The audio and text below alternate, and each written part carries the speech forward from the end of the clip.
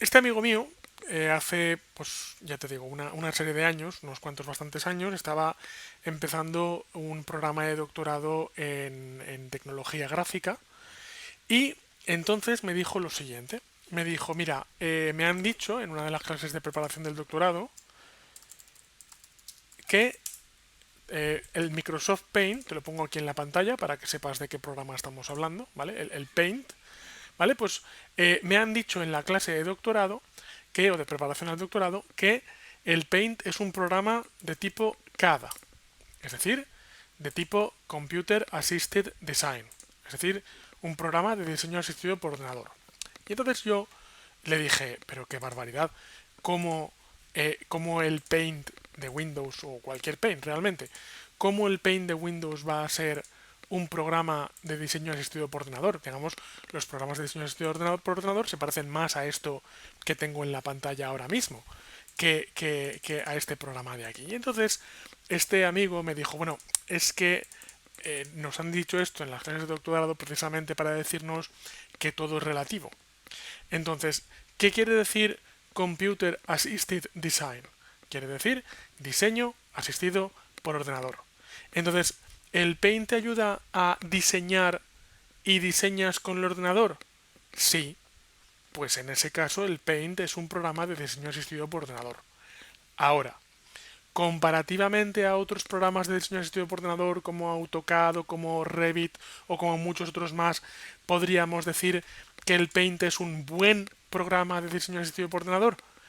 Pues igual ya no, ¿vale? Pero no se puede negar que es un programa de diseño asistido por ordenador. Y otra cosa que me dijo este amigo es que dice, claro, hoy, y esto hace 15 años, imagínate, pero me dijo, hoy entendemos que el Paint es un programa de pintura, pero tú imagínate lo que hubiera sido el Paint en 1950, si hubiera existido el Paint en 1950.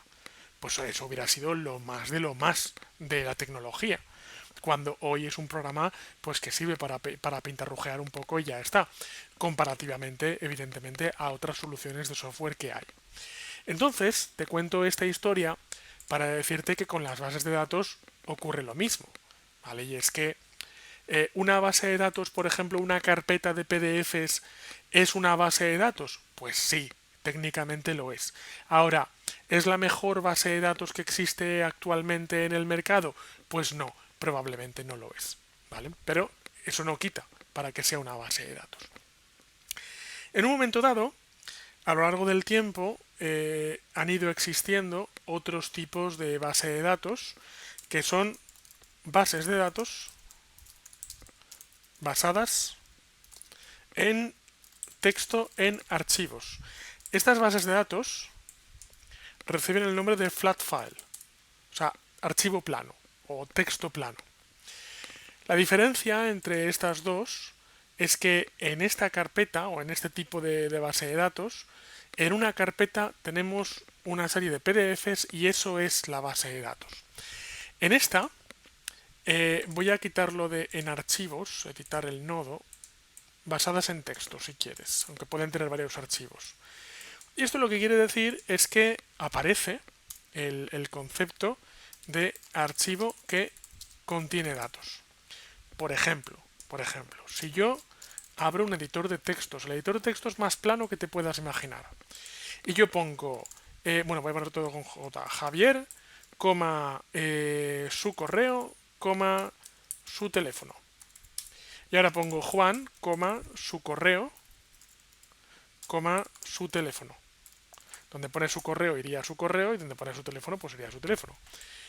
Entonces yo ahora hago así, ¿vale? Imagínate que hubiera diferentes entradas y yo ahora esto lo guardo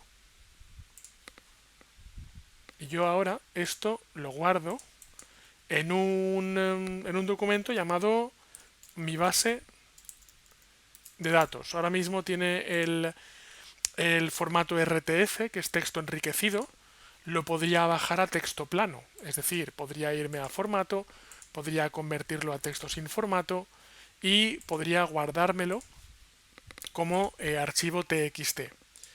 La pregunta que yo te hago es, ¿esto que tengo en la pantalla es una base de datos o no lo es?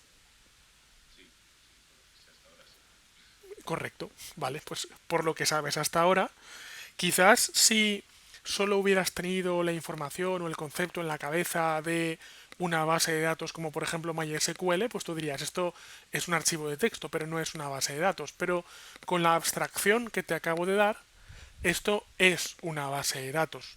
Claro, ¿qué ocurre?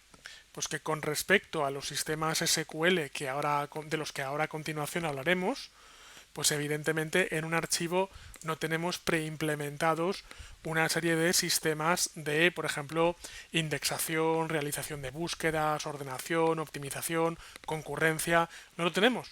Pero es que todas estas ventajas no son las que definen lo que es y lo que no es una base de datos. Una base de datos es un sistema que contiene datos, tenga una serie de herramientas o no tenga una serie de herramientas. Y entonces este archivo, en un momento dado, contiene datos.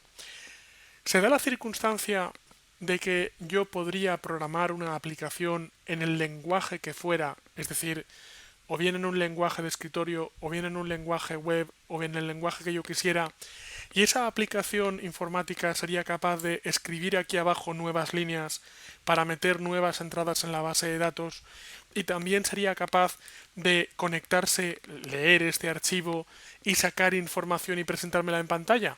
Sí.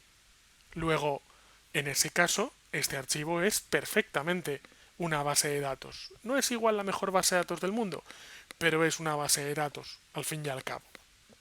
Ahora bien, voy a hablar un momento de los sistemas de bases de datos centralizadas.